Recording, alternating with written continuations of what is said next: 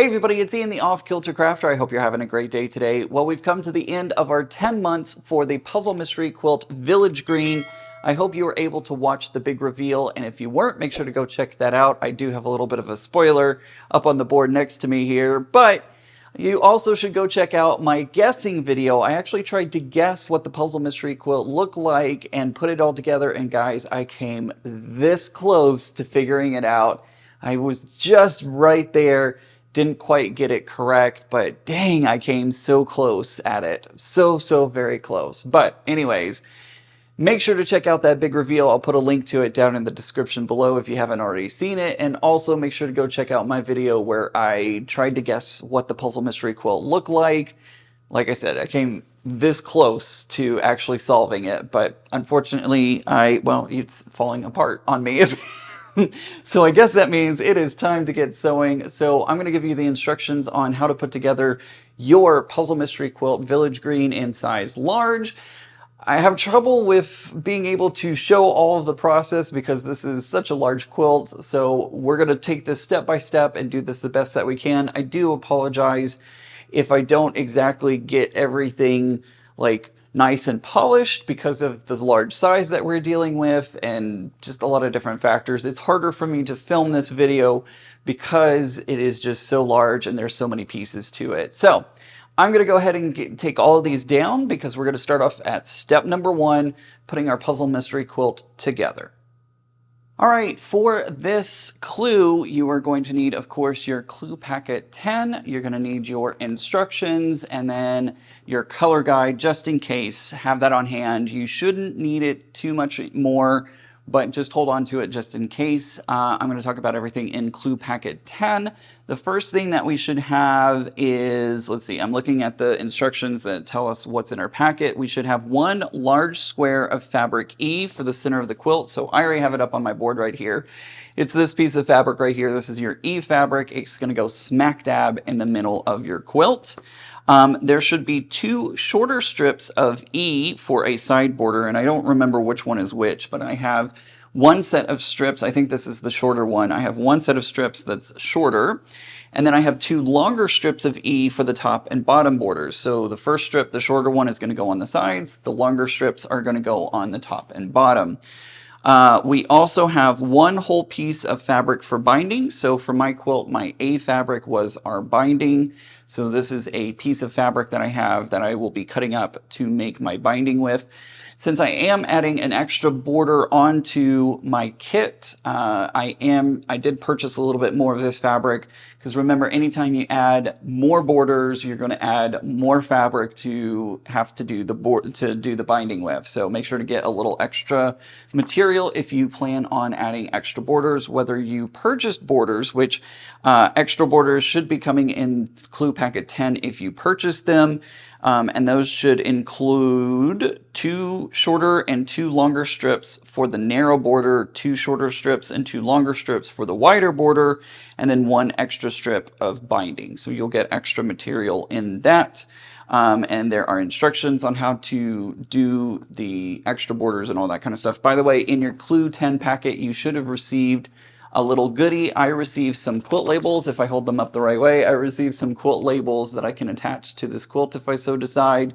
But you may have received something different in your clue packet, but they always tend to put little goodies in clue packet 1, 5, and 10. All right, now that I've gotten that all out of the way, let's go ahead and start off with step number 1. All right, this is where I kind of feel like I get to play weather person pointing at the map. All right, here we go. Step number 1, it says to join 7B. So we have 2 that are 7B, and they go on the left and right of a large square of E from this month's packet. So in Clue 10, you should have received a large square of E. That's going to be the center here. And we're going to make sure that our B, F, and C rectangles are towards the center. So here we have our C fabric, F fabric, B fabric. Those are going to be pointing towards the center. The standalone B fabric is going to be out here on its own. Look at the points that we have here. I have my A fabric creating an arrow that's pointing away from the center. That's what you want. That's a good thing. So we're just going to go ahead and connect 7B on left and right of our E square. I'll do that and I'll come back when we're ready to move on to step 2. All right, I have joined those together, and the instructions tell us to press the seams towards our E square in the center. So that's what I did. Press them towards that E square. All right, moving on to step number 2, it says to join a section 3 to the left of a section 2B. So here is our 3. We're going to put it to the left of a section 2B. 2B or not 2B. Definitely 2B. But there we go. It's going to go in the center there. And then we're going to add a section 8 to the right. So it's going to go 3, 2B, and then 8. And the D triangles point to the outside, and we're going to make 2 of these. Remember that there are 2 sets of these. And our D triangles are going to be pointing away from the center. So that's a good way to remember it. Also, another way, you notice that our A fabric forms a diagonal shape whenever you put them together. So make sure that they are in a diagonal like that. D pointing outwards, A touching on the diagonal. All right, I'm going to sew 2 of these together, and I'll come back when it's time to move on to step 3. Okay, I have completed step 2, and it is now placed above and below our step 1. And whenever I put these together, I press towards my 2B pieces. So towards the center here, 2B on both sides. I'm losing all of that. Hold on a moment. I'm going to get to the point very soon where I'm going to have to pin this to the wall, or else it's going to keep doing that. All right, moving on to step 3. It says to join a step 2 to the top and bottom of a step 1. So we have our step 2 that we just finished. We're going to add that to the top and the bottom. The B rectangles in step 2 go next to the E squares in step 1. So our B rectangles in step 2. So here's our B2 section in the very center. It's going to go right next to our E. And basically you're looking for your B fabric to frame that E fabric in the very center. So this is what it's going to look like when it's all put together. I'm going to work on putting this together. I'm going to have to dig out my wonder clips because we got a lot of seams to kind of work on and make sure that we're lining up. So I'm going to grab my wonder clips, and I'm going to put these together, and we're going to be pressing, whenever we finish this, we're going to be pressing it towards our center row or our step 1 row. So we're going to be pressing towards the center of the quilt. I'm going to go ahead and do that, and I'll come back when it's time to move on to step 4. All right, I have finished with step 3. As you can see, when you finish with step 3, you have your D fabric. Where'd my guide go? Here it is. It is actually, excuse me, it is my F fabric. I have my F fabric forming this kind of pixelated box around the center E. We also have our B all lining up to form that box around our E. And then your A fabric, you can kind of trace that around. Again, also with your C fabric, you can chase that C fabric around as well. Those are very good indicators that you're doing it right. I'm looking on my screen right here, and it's looking pretty good. We've got our 8 and 3, and then the inverse on the bottom, so 8 and 3. So that's kind of how it's coming together. It's looking good so far. I did press it towards my center row. Let's move on to step number 4. All right, moving on to step 4, we're going to start off with step 4A, which says to join a section 8 to the left of a section 7A. So we're going to put 8 to the left of section 7A. And then we're going to do the section 3 to the right. So we're going to go 8, 7A, 3. And when we're doing this, we're making sure to keep the A squares towards the center. So we have these squares of A in the center. And if you notice, they form kind of a diagonal house kind of formation. So we're going to keep that together just like this.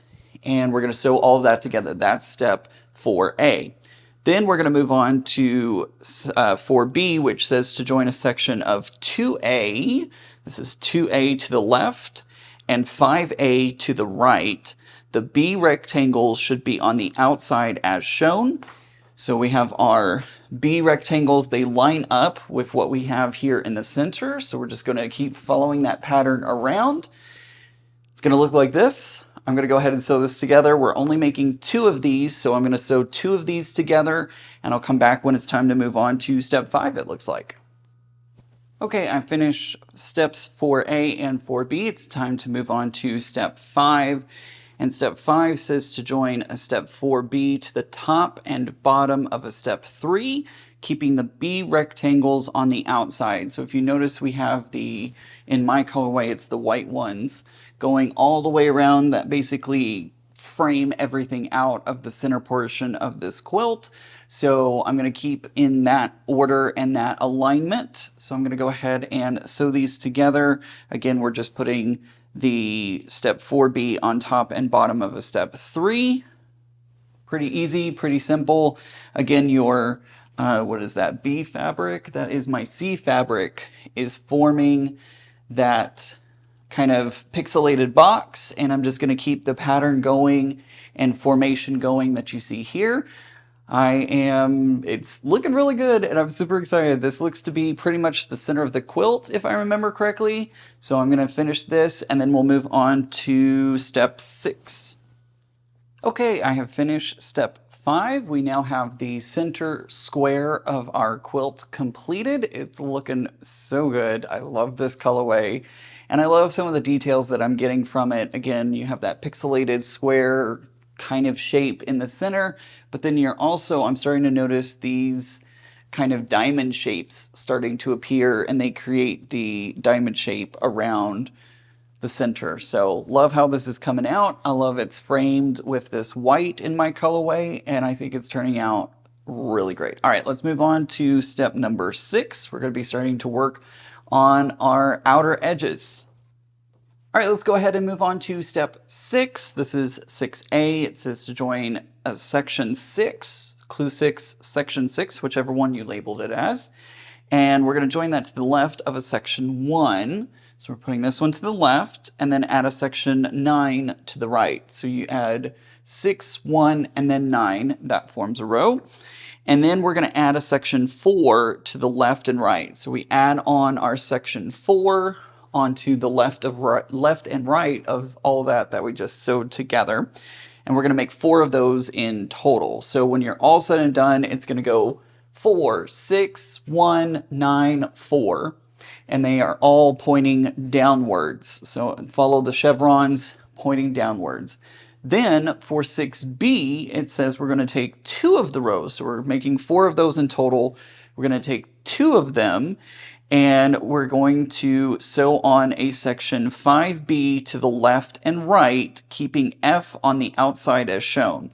So here's 5B on both ends, and we're going to keep our F fabric out on the corner out here on either side. So that A fabric is going to be inside on both of them, and then our F fabric forms the corners on the outside. I'm going to go ahead and sew 4 of those. Well, I should say I'm going to sew 4 of these, and then for 2 of them, I'm going to add that 5B onto the end.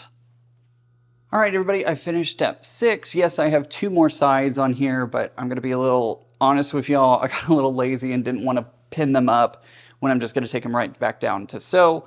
So here we go. We're moving on. We finished step 6. We're now moving on to step 7, where it says 7A is to join a step 6A to the left and right of step 5, keeping the F on the outside. So this is going to be our step 6A that we just finished. These are going to be the shorter ones. They're going to go on the left and the right side. So there'll be one exactly like it on this side as well. And they are pretty much the same length as the center of our quilt.